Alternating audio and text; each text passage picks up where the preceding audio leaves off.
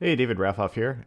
Just wanted to give you a quick video on testing in Elixir. I think the default tool for this is ExUnit, and it should just be available. I think if you use Mix to create a new project, you should get a test helper by default. That'll look like this, where it just starts ExUnit. Um, and you can run Mix-Test from the command line to run your tests. I could just, I guess, show you that here real quick.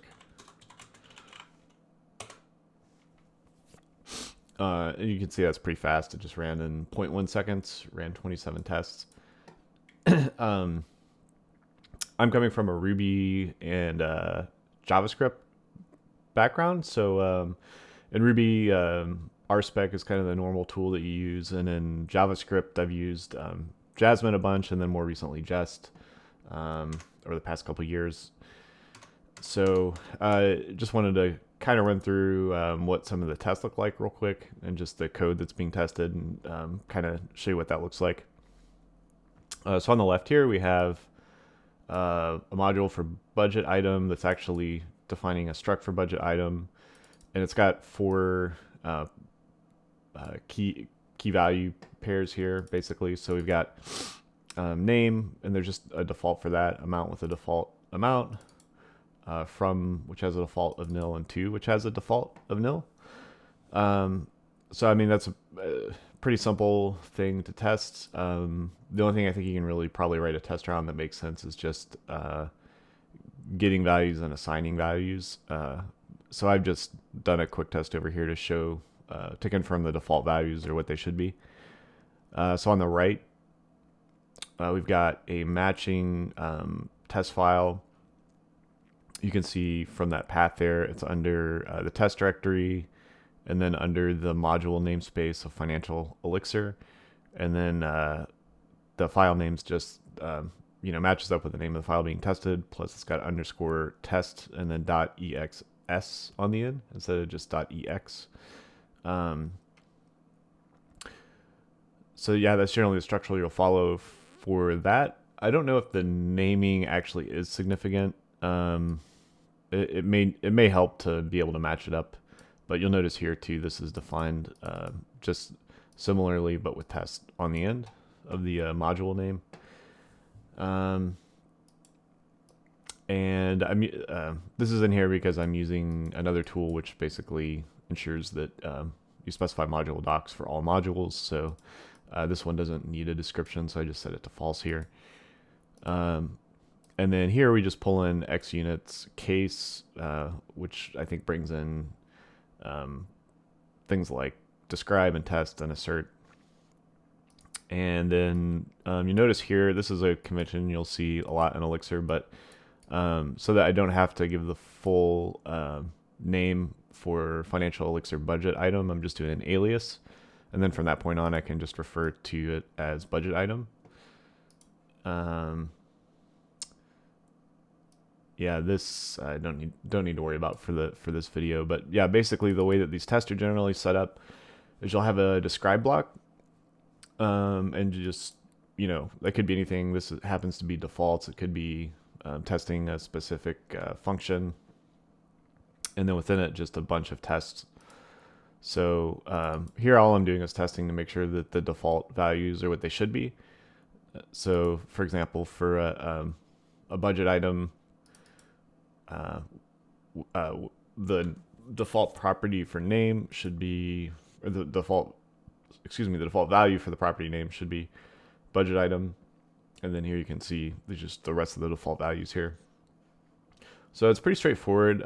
One thing that is definitely a little different with ExUnit than like RSpec or Jasmine or Jest is you can't nest the describes, and the documentation I've read says it's pretty explicitly like trying to encourage you not to nest tests deeply. I'm not sure exactly what the rationale is on that. I'm gonna have to read up on that a bit more. I typically will nest tests to cover the full combination of possibilities. So if there's like a if there's branching that goes on, I'll make, you know, one set of tests for one branch and one set of tests for another branch. And if for some reason there's more branching in there, another situation to account for, I'll nest it, and that just helps me make sure I've hit like all the different branches that can happen in the code and the tests.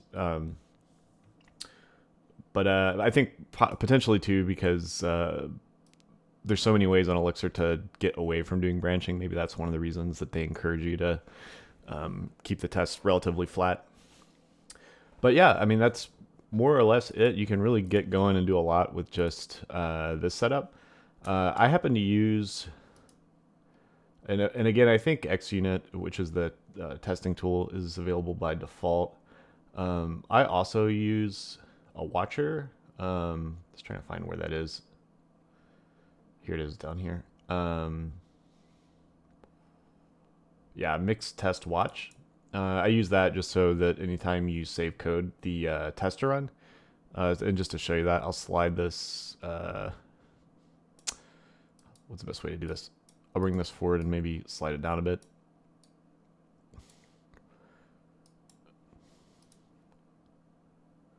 And then pull this up. And we should be able to see when I save this test. Because I have to do Mix-Test.Watch first. So that's going to run the test first, and then if I save this, let's see, can we see that? Not quite. When I save this, it's going to run those tests again. And there's probably a way to focus it so it only runs the file it changed, but the test runs so quickly, it kind of doesn't matter at this point. If you have a huge suite of tests, that may not be the case, but at the moment, you know, 0.1 seconds for about 30 tests is pretty fast.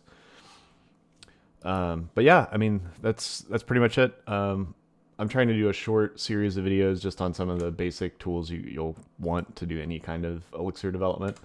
So I'm going to keep these short and sweet. But yeah, thanks for watching. And if you're interested in seeing more of these, hit subscribe and click the little notifications button.